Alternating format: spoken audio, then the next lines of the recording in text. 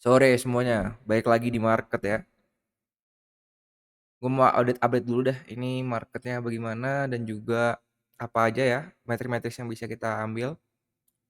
Bahas yang kemarin dulu sebenarnya ya. Kemarin tuh kan gue bilang kalau misalnya ada dugaan Jane Street ini memanipulasi harga Bitcoin ya. Di sini kita tahu dari datanya juga ketahuan ya, dan kenapa alasan Monday Dump itu sering terjadi ya beberapa minggu ke belakang ini, ya karena Jane Street ini gitu ya.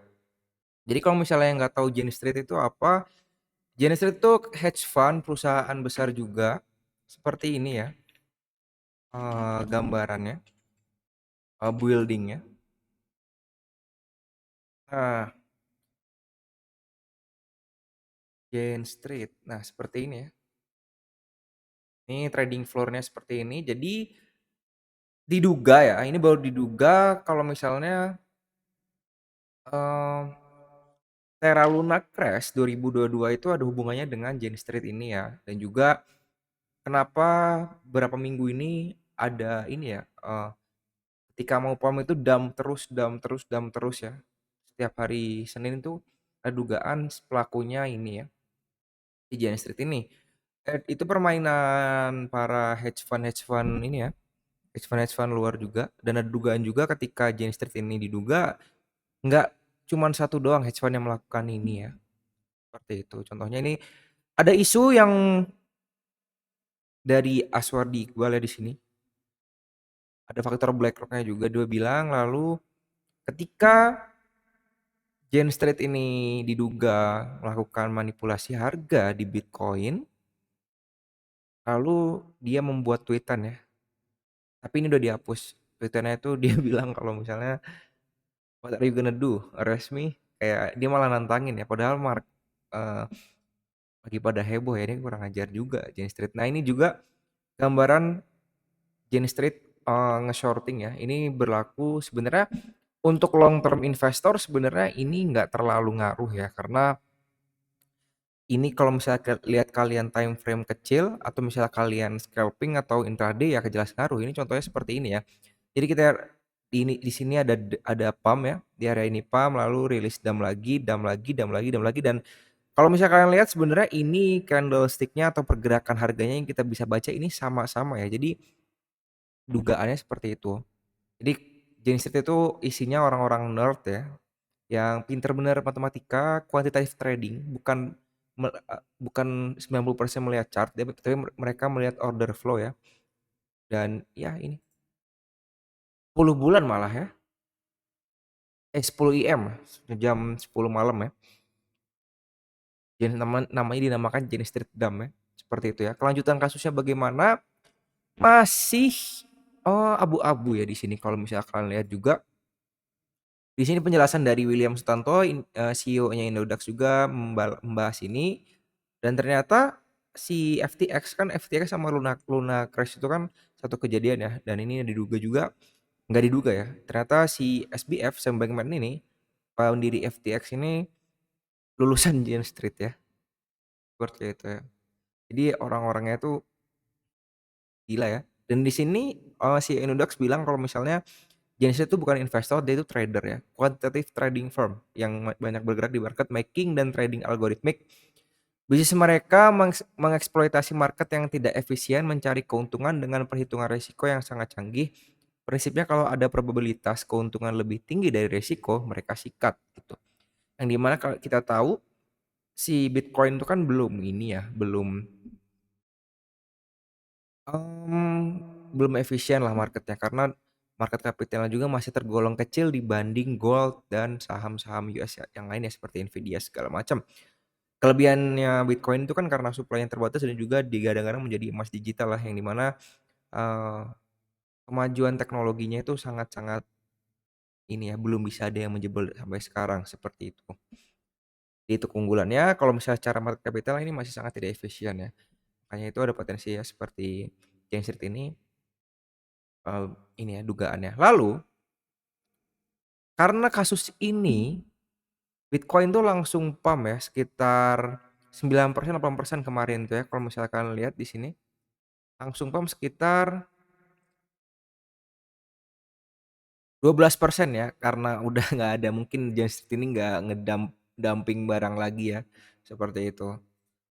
Lalu lanjut yang kedua itu tentang ini ya, hari ini tuh ada event yang menarik ya, yaitu ZXBT, investigator number one ya di crypto ini. Dia tuh mau rilis files ya, rilis tentang investigasi dia, adanya dugaan juga salah satu bisnis paling profitable di crypto ini melakukan insider trading ya, sama seperti 11-12 seperti Jane Street, tapi ini beda ya. Tapi ada potensi itu beberapa nama yang diduga melakukan insider trading itu ada Meteora, kalau misalnya tickernya tuh Met USDT Project, dan juga ada Tether ya USDT.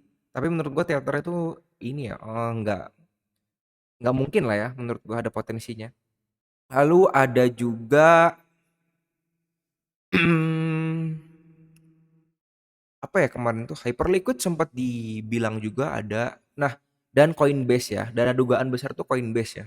Seperti itu. Jadi hari ini masih uncertainty market ketika ini rilis. Gue nggak tahu apa yang terjadi di market ketika filesnya dari ZXBT ini rilis ya. Kita tunggu aja. Dan ini juga, jadi di sini kalau misalnya kalian lihat data dari Bloomberg Terminal ya, ini data pemegang holder eh, ini ya, silver ya di sini. Jane Street itu memegang sekitar 20 juta ya posisinya ya. Dan ini ada potensi ketika Jane Street ini pegang banyak supply-nya, dia ngebuangnya juga sekaligus bisa dumping barangnya, bisa kencang-kencangan juga di sini kan. Seperti di Bitcoin kan. Jadi ada potensi ini bisa jadi kalau misalnya Jane Street mainnya kayak gitu ya, bisa jadi ini dam juga buat silver ya.